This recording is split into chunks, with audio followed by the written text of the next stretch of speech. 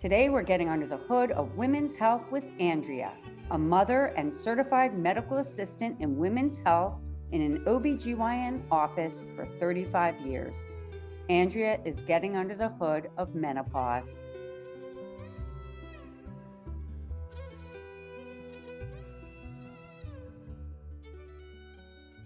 When I turned 42, my period stopped abruptly, just no warning, just stopped.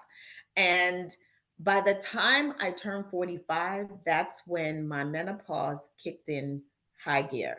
I started having the night sweats and lack of sleep, and on and off. My body would just go from this intense heat and my feet, it would literally go from my feet all the way up. And the thing about menopause, you can actually, when it's coming. It lets you know, I'm here to see you today, girl. So get ready. And it doesn't last long, but it's intense. I felt like I was having these out of body experiences. I wasn't myself.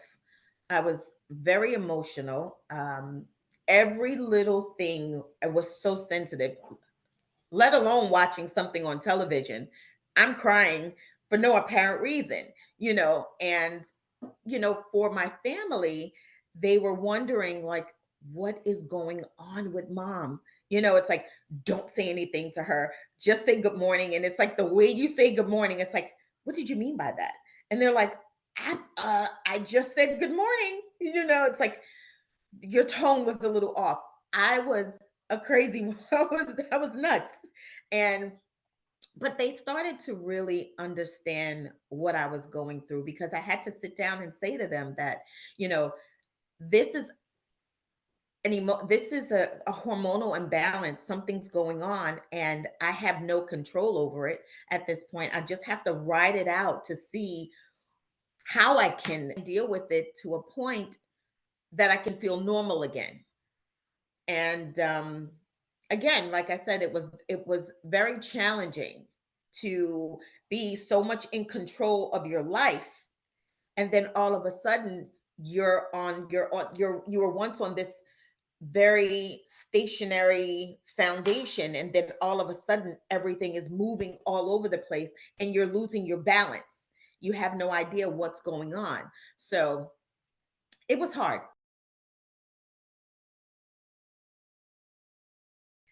So I made a decision to say, something, I am going to put on, it's like pull up my boots, and I am going to navigate through this the best way possible, which was basically changing my diet, just kind of eating a little better, um, meditation, and just taking time out for myself. And as long as my family knew exactly what was going on with me emotionally, they were a big, big help. Not doing those triggers, these triggers for me, not basically what they did not entertain it. They just kind of, we know, and they just backed off, kind of thing, until I was able to say to myself, ah, okay, I am having an emotional day today. I am going to just kind of meditate. I am going to try and think about what I'm saying, how I'm saying it, and how to interpret what they're saying, and just putting it in a better, just having a better perspective on it, as opposed to taking medication. And then you have to think about it. You can start medication, and then, if you miss one, then you're back to square one again, or you're all over the place. So I think I had better control of myself mentally with just me.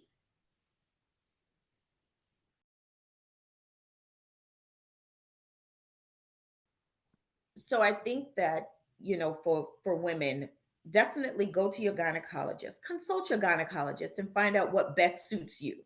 And if it's HRT, hey, rock with it. If it's not, then try and figure out a way. There's so many other things out here. They have, and it's a lot of natural things out here. You know, Also, change your diet.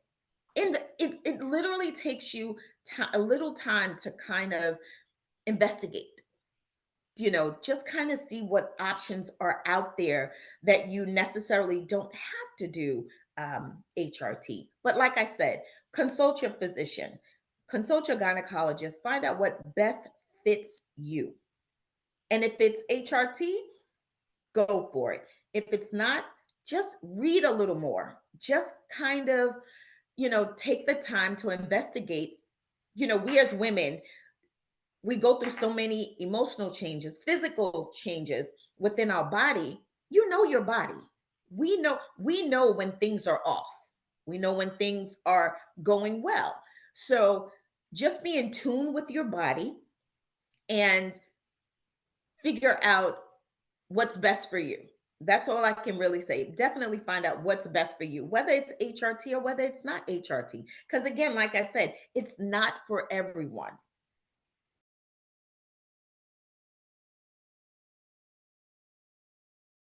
Honestly, the misconception that I had, that I was told from my mom, she's like, oh, it's only just for a little while. It's probably for 4 years and then nothing, and you'll be fine.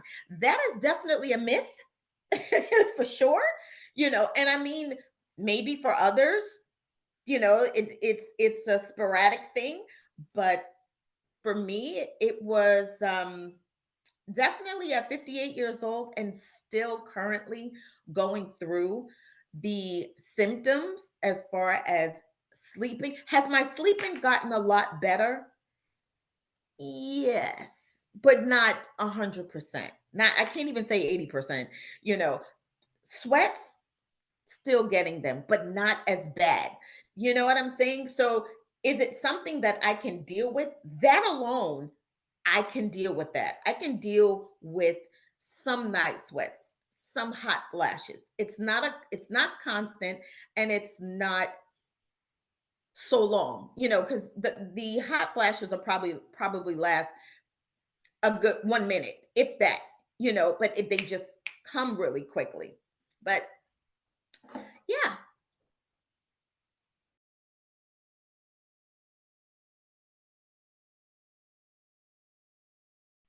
the journey from 42, stopping the period. And then at 45, symptoms starting.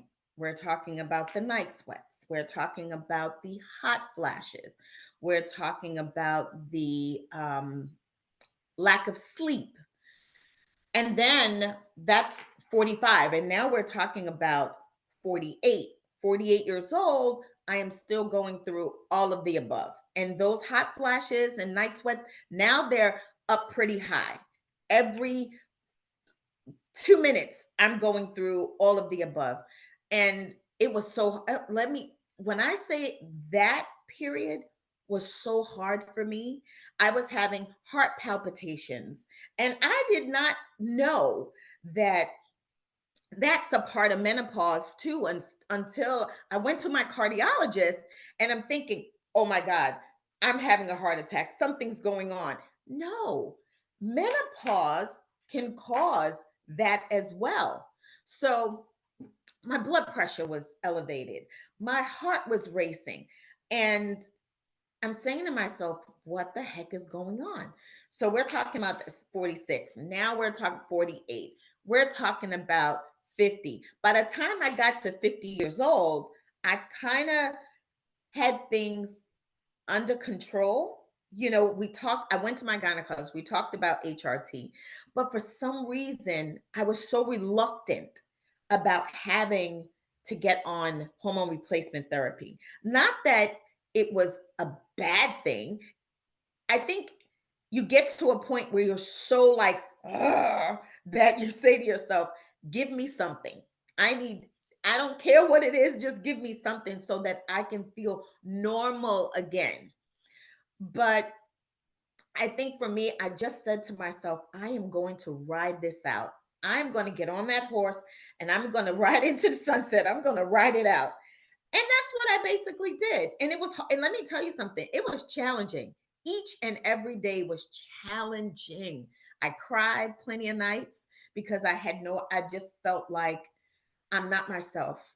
And now, currently, I feel so much better having enough knowledge, and like I said, you have to educate yourself when it comes to menopause. Now I'm at a place where those palpitations that I was getting, I get them, but now I'm not freaking out and nervous because now I know exactly, it's coming from this. And, my night sweats. Oh, okay. I get it. When I'm eating this or when I'm like I have a better control. Like I said, I have a better control on what's going on at this point. And if there's anything totally a new symptom that I'm not aware of, you go to your physician and find out.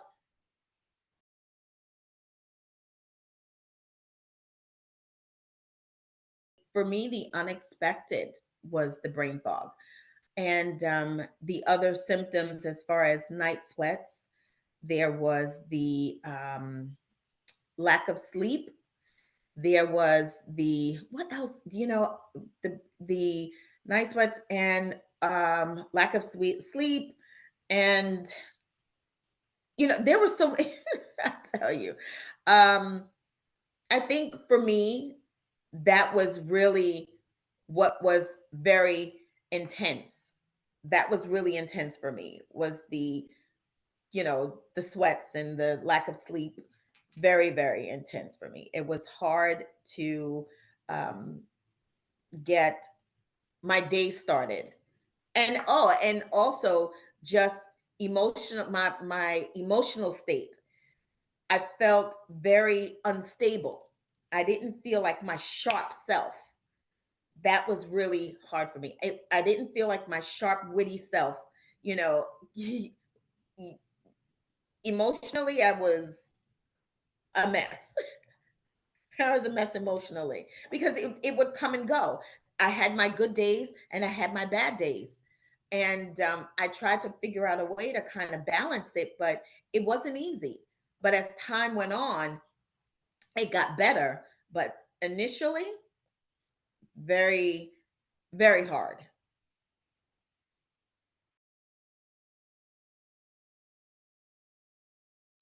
Yeah, I would recommend finding some menopausal support groups.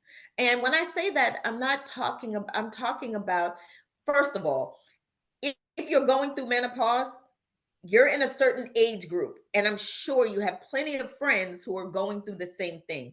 So why not get some friends together and have a once a month brunch and talk about it? Come over to the house and let's just chat about what we're going through or how we can better support one another within the journey.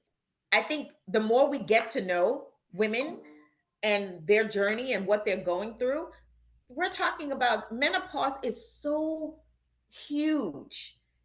Every woman, no matter race, color, doesn't matter. This is something that we all are going to go through.